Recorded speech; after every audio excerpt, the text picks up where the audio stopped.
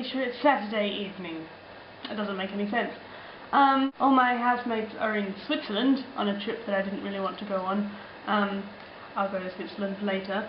So I'm by myself, and it's been a strange sort of day just being in the apartment all by myself.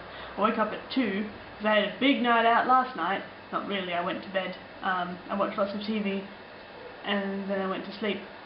TV has been so good. Like, all the shows have come back. Well, not all of them, but most of them. And they're all really good. Like, even Glee wasn't crap.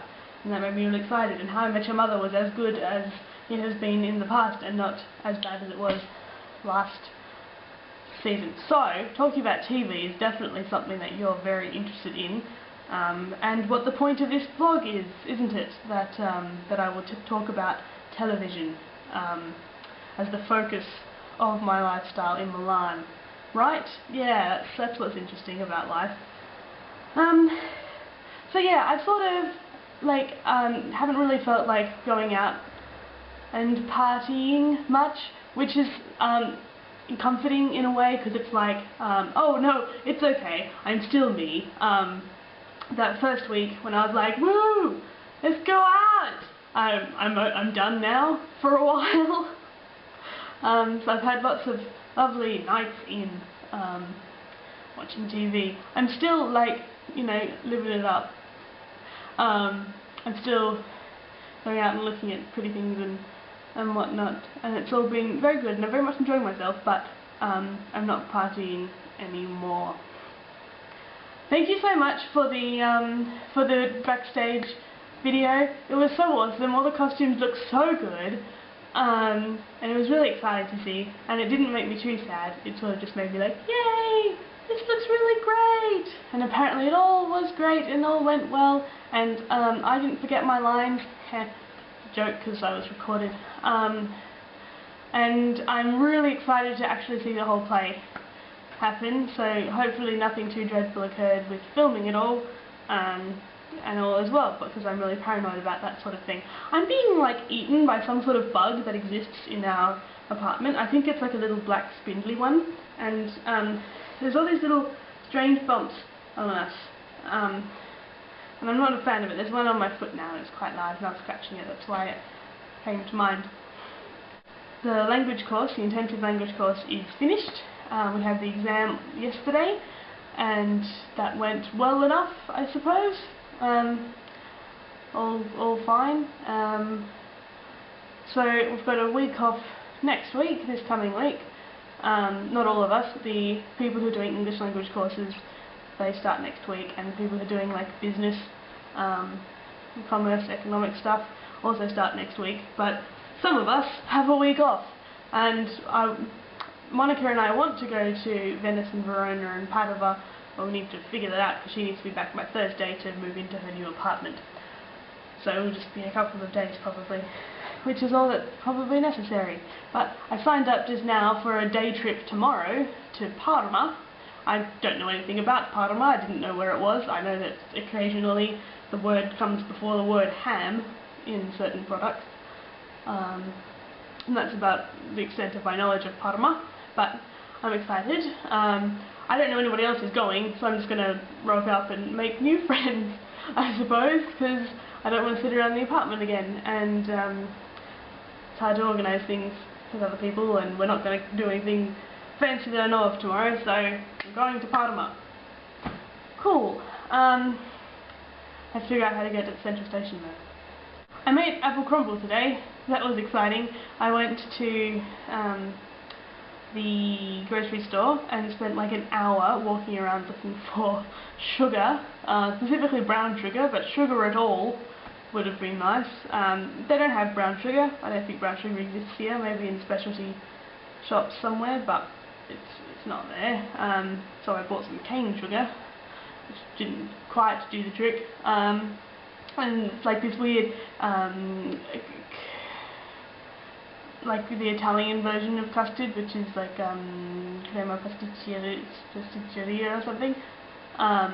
See, I want to say creme pâtissière because that's the French version of it. I'm used to saying that. So when it's a similar word in Italian, but it's not the same word, so I get confused, and then I and I trip over my words and things. But it's nice. I don't like it as much as the packaged powdered custard in Australia. It's got like a lemony flavour to it. Like there's too much flavour going on. I want more vanilla action there, because vanilla isn't a flavour. Vanilla flavour. And you're supposed to use like an electric beater to mix it into the milk, which was like UHT long life milk, because that's the milk they drink here. But it was okay because it needed to be at room temperature, and it was at room temperature, so that was fine. But yeah, you're supposed to use an electric beater, we don't have one, so I was just like, 4. And it worked. It's all good. Yeah, so it was apple and peach crumble, and there's nobody to eat it but me. But that's good, because if it was a disaster, then I'd be like, hey guys, eat this, and they'd be like, thanks, this is gross. But it is good, so I don't know who's going to eat it, but it was fun to bake, at least do that with my day. I also watched a movie with Jennifer Aniston in it, so suck it, Alicia. I like Jennifer Aniston. Oh, I suppose I should respond to comments from the blog. Okay, I'm going to get my computer, and then I'm going to come and then it's going to edit in here later on, and I'm going to be like, reply to comments. Comments! Right, so Kira said, I finally figured out a watching strategy as I'm getting ready in the morning. Not that this usually takes more than 10 minutes, but even so. And it's funny that I begin in earnest at a video where I am mentioned. Your anklet broke? This is live TV, kid. Dean Martin was a brilliant choice. Good. Yep, that's a good strategy to watch it in the morning, I suppose. And of course you're mentioned, X-Files is important, and we did X-Files, so why would you think that you wouldn't be mentioned? Would you not mention X-Files? You didn't mention X-Files in your LJ. Why am I so angry at you? You're in New York. Okay. I'm sorry. My anklet broke. Yes. Don't judge me for talking about my anklet. That was a very important symbolic anklet of destiny. And now it's gone. Thank you, Dean Martin is a good thing. I will continue to use Dean Martin things, even though when I then upload the video to YouTube, YouTube's like, oh, Dean Martin song, we have to put an ad on here now. So if you watch the video on YouTube, it's like, hey, this is a Dean Martin song, why don't you go buy it at iTunes? YouTunes? Subject. So, Aaron, hi Aaron, says, wow, Australian accents in YouTube videos are really crazy blatantly Australian. Anyway, nice video, hope you're having super fun. I agree, I've actually been noticing my Australian accent so much more being around other non-Australians. I just say things and it's like, wow, that sounded really ochre, it's weird. Even when I tell people that I'm Australian, it's like, yeah, I'm Australian. I sound really good. My 2 friends from Taiwan get mad at me when I speak English because they can't understand me. They just don't understand my accent at all.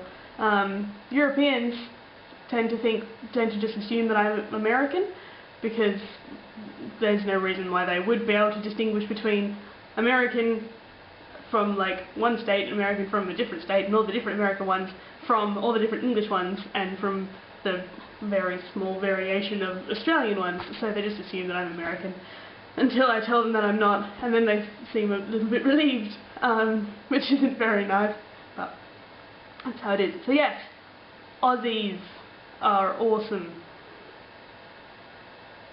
There's one other Australian girl that I've met called Sarah, and it's really refreshing to talk to her because I don't have to speak American, which is different to Australian, which is what I have to speak when I'm with Americans, and I don't have to speak really simple English, so that I can speak English with the people for who English is a second or third language, and I don't have to speak Italian, which we do when we have to, but sometimes you don't want your brain to hurt when you're talking, so you just want to speak Australian. So I can speak Australian with her, and it's excellent.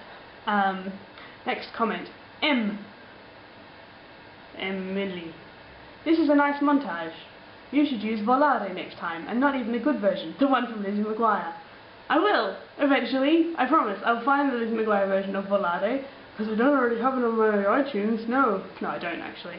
I think I put it on a CD somewhere, but no, I don't. I will. When a time calls for volare, volare will be had.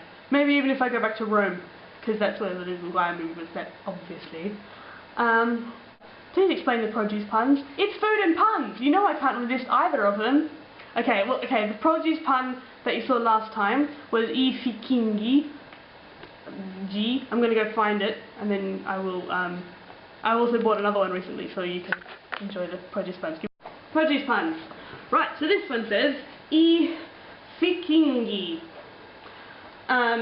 What we have here are figs, which are fighi in Italian. I had some fighi gelato, or fico gelato, once, and it was amazing, and I almost cried. Tasted like figs. And so we have some fighi, figs. Actually, maybe the plural of figs is fici. I'll have to look it up. I don't think you care. Anyway, the point is figs. And the figs are also Vikings. Now I assume that the word for Viking in Italian sounds quite similar to the word for Viking in English, which this sounds like. So what you have is fig Vikings. Don't you have a notebook with fig Vikings on them? You should, just say. This is one of the more inexplicable ones, which is a smaller notebook that I purchased. We have Melanjana Jones. A melanjana is an eggplant. I'm sure you knew that, Emily, but others probably don't. And he has a hat, which I can only assume is supposed to make him look like Indiana Jones. Melanjana, Indiana, it's not really the same sounds. But you don't have a notebook with a eggplant with a hat on it, so I win. Oh, there's also the other ones that you can see there. You've got Agente doppio zero fette.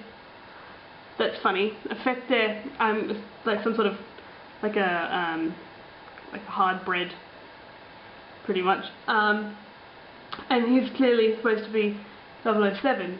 Fette rhymes with sette, which 7 is. So this is Agente. I don't know how to say double O. You'd probably just say 00, or you'd say doppio zero fette. And this is another good one. I almost purchased him instead of Melanjana Jones. John Lemon. Lemon isn't the word in Italian. It's limone, but it's pretty cool. I might buy that in the future. Lawrence d'Arabica. It's a coffee bean. With a headdress. And Bufala Bill, which actually, there's one of those in the house. It's a Bufala mozzarella, which is buffalo mozzarella, Bill. And it's Buffalo Bill. So, those are the produce puns. That was a really long explanation, but you asked for it, so there you go. Yep, next. John C. It's John, who's one of my high school friends. One of the few high school friends that I have that haven't already joined Panto. Love it. Definitely nicer than anywhere I've been living in England. Be grateful for that much, and I guess understanding Italian is similar to some of the accents here. Thanks, John. I enjoy your enthusiasm re my vlogs and Alicia's vlogs. It's good. Yeah, it's a nice apartment. It's good. I appreciate it. And heh English accents, huh? Good. That's the end of the comments. So, if you want to comment on this one, saying, "Geez, Nicola, you talked for about 20 minutes. I found this one thing interesting." Then I'll talk to you directly in the next one. Okay? Excellent.